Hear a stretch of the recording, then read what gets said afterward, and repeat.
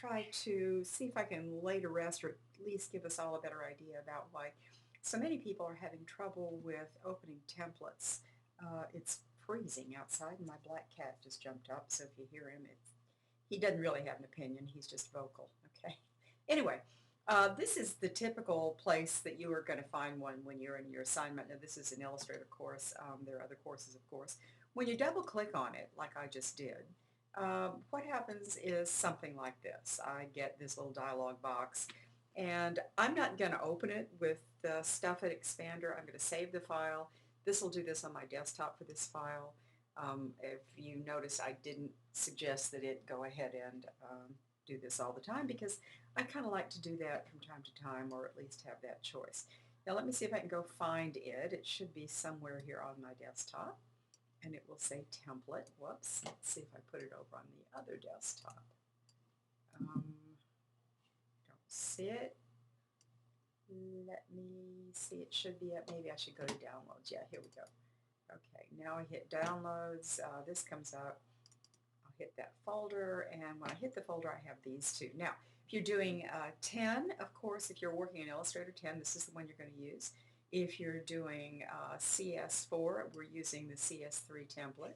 Let me just move it over here and talk to you a little bit more about what you might do with that. Now, it also says in this dialog box, and I think in most of the ones where you're going to have a template, it says that if you're a Mac user and it doesn't open correctly, remove the file extension and manually rename it with a .ai as the file name or as your suffix. So right here, that's what they're talking about. Now in my computer, I have this option. I just clicked on it. I got this to come up, and I can just call it my template.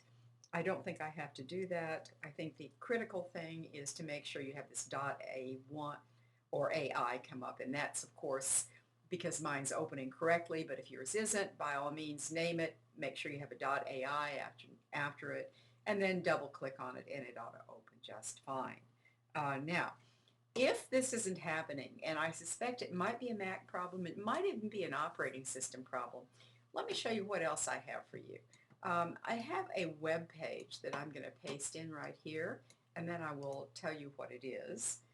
If you can see it, it says it's a Mac support file. It's support.apple.com. /KB/DL958. Okay, and it's also, I guess you can't see it there. You might be able to see it better now. When I hit that, that's going to take me to an Apple support site. Now this is only if you're running Snow Leopard.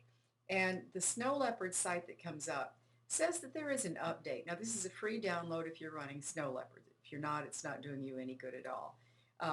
Apple frequently does this. When there are little glitches to some of their offerings, as soon as they find out about them, they'll go ahead and post you this download. Now they're not going to advertise download support, unfortunately, because they'd like for you to assume that there are no problems at all on this. But as you can see, this is a fairly recent upload or fix. So by all means, go ahead and download that, install it, and that might solve your problem.